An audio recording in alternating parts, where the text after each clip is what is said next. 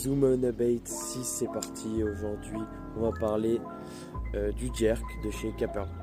Donc, ce fameux WXM de chez Caperlan, voilà, il a une taille de, il me semble, 13 cm. Il est bruiteur, alors ce qui peut être bien ou non, hein, dans les endroits un petit peu trop pêchés. Des fois, les poissons sont justement un peu effrayés par ce côté bruiteur. Mais dans les eaux pourpres, comme aujourd'hui, le côté bruiteur va fortement m'aider pour essayer de déclencher tout simplement un brochet. Celui-là de la marque Caperlan, il coûte environ 10 euros. Ouais, il coûte 9,99 €. Il est en plusieurs tailles, plusieurs coloris. J'ai pris celui-ci parce que je préfère les coloris naturels que trop flashy, honnêtement. Voilà, j'aime bien. Et puis il est assez naturel, mais en même temps il se voit un peu dans l'eau. Voilà,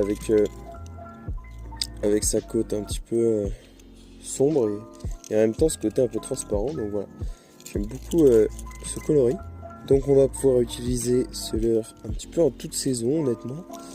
Il va avoir la même nage en gros que le glide, donc de gauche à droite, à gauche, à droite, sauf qu'il va être un peu plus coulant. Donc on a vraiment une nage identique à celle du glide, vraiment de gauche à droite, sauf qu'il est peut-être un petit peu plus coulant. Et on peut faire des pauses. Donc en hiver, je pense que le mieux, c'est de le laisser un peu couler. Et puis tout simplement de faire ces coups de moulinet. Bien évidemment pas trop rapide. À l'ouverture, peut-être passer sur quelque chose d'assez rapide. Parce qu'à l'ouverture, voilà, les poissons sortent de frais et ils se nourrissent en abondance. Donc soit à l'ouverture, soit avant la reproduction.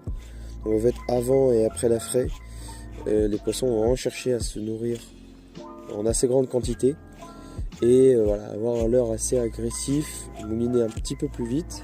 Et puis en été, venir tout simplement, alors là il fait encore assez frais, on est le matin. Donc venir faire quelques coups de moulinet, une petite pause, 2 coups de moulinet, une pause, ensuite 3 coups de moulinet, une pause, etc. etc.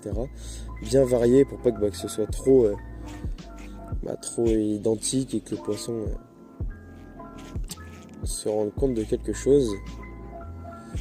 Donc voilà, les pauses, pas forcément tout le temps 5 secondes, des fois 3, des fois 6. Essayez de varier tout ça. Essayez d'être un petit peu imprévisible. Plus vous êtes imprévisible, plus vous êtes naturel, on va dire.